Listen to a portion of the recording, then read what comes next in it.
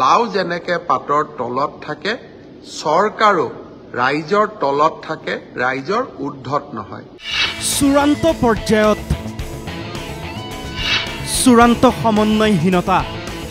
চূড়ান্ত বেমেজালি চৰকাৰ কাৰ বিভাগ কাৰ সিদ্ধান্ত কোনে লয়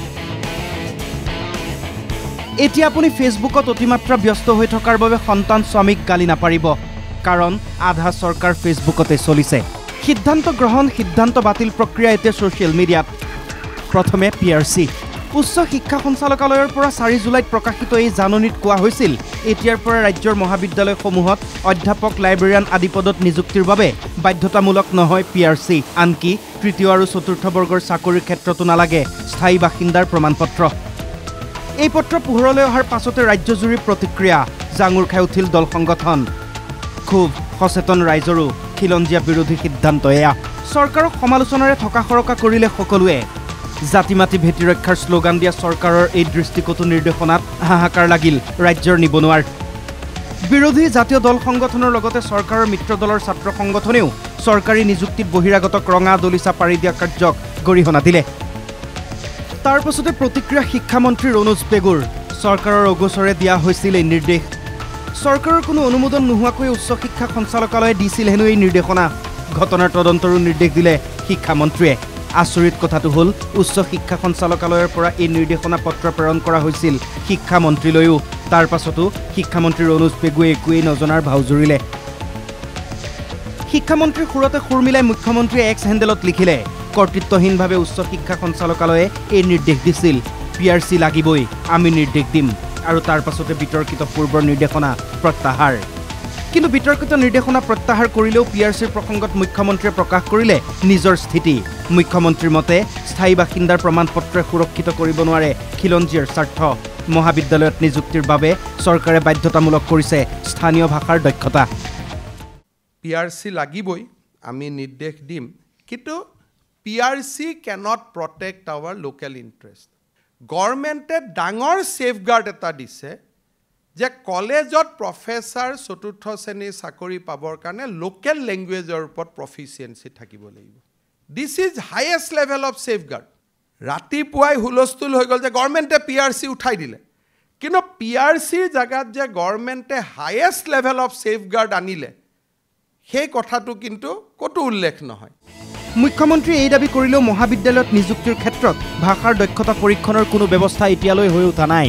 যিয়ে নহওক ৰাইজৰ হেঁচাত পিআৰচিক লৈ বেকফুটত হিমন্ত বিশ্ব শৰ্মা চৰকাৰ তাৰ পাছত এডিআৰই মঙলবাৰে আসাম ডিৰেক্ট ৰিক্ৰুটমেণ্ট পৰীক্ষাক লৈ গুৰুত্বপূৰ্ণ ঘোষণা কৰিছিল মুখ্যমন্ত্ৰী হিমন্ত বিশ্ব শৰ্মাই 15, 22, 29 ছেপ্টেম্বৰত পৰীক্ষা অনুষ্ঠিত হোৱাৰ কথা কৈ মুখ্যমন্ত্ৰীয়ে কৈছিল এইবাৰ এপিএছচিৰ আৰ্হিৰে অনুষ্ঠিত হ'ব এডিআৰইৰ তৃতীয় চতুৰ্থ বৰ্গৰ পৰীক্ষা এডিআৰইৰ গ্ৰেড 3 পোষ্টসমূহৰ পৰীক্ষা 15, 22 আৰু 29 ছেপ্টেম্বৰত অনুষ্ঠিত হ'ব এই পৰীক্ষা এবাৰ লোকসেৱা আয়োগে পতা পৰীক্ষাৰ আৰ্হিত হ'ব প্ৰথমতে প্ৰিলিমিনাৰী পৰীক্ষা হ'ব তাৰ পিছত মেইনছ হ'ব আৰু মেইনছৰ পিছত আমি ভাইভা প্ৰক্ৰিয়াৰ মাজেৰে আমি সমগ্ৰ ইন্টাৰভিউ প্ৰক্ৰিয়াটো সমাপ্ত কৰিম এই কথা শুনাৰ পাছতে নিবনুৱা তথা চাকৰি প্ৰত্যাশীৰ পুনৰ হাহাকাৰ এয়া কেনেকুৱা কথা লোকসেৱা আয়োগৰ আৰ্হিৰে তৃতীয় আৰু চতুৰ্থ বৰ্গৰ পৰীক্ষা খোৰধাৰ সমালোচনাৰ সন্মুখীন হ'ল মুখ্যমন্ত্ৰী আৰু চৰকাৰ কোনোবাই ক'লে প্ৰিলিমছ মেইনছ দিবলগীয়া হ'লে এপিএছচি দিম এডিআৰই কিয় দিম কোনোবাই ক'লে এয়া আসাম পিয়ন ছাৰ্ভিচ কমিশ্যন ককৰ্থনাৰ অন্ত নাই তাৰ পাছতে এই সিদ্ধান্তও বাতিল কৰিলে মুখ্যমন্ত্ৰীয়ে এইবাৰ পুনৰ ছ'চিয়েল মিডিয়াত ঘোষণা এডিআৰইৰ তৃতীয় চতুৰ্থ বৰ্গৰ পৰীক্ষা পুৰণি আৰ্হিতে অনুষ্ঠিত হ'ব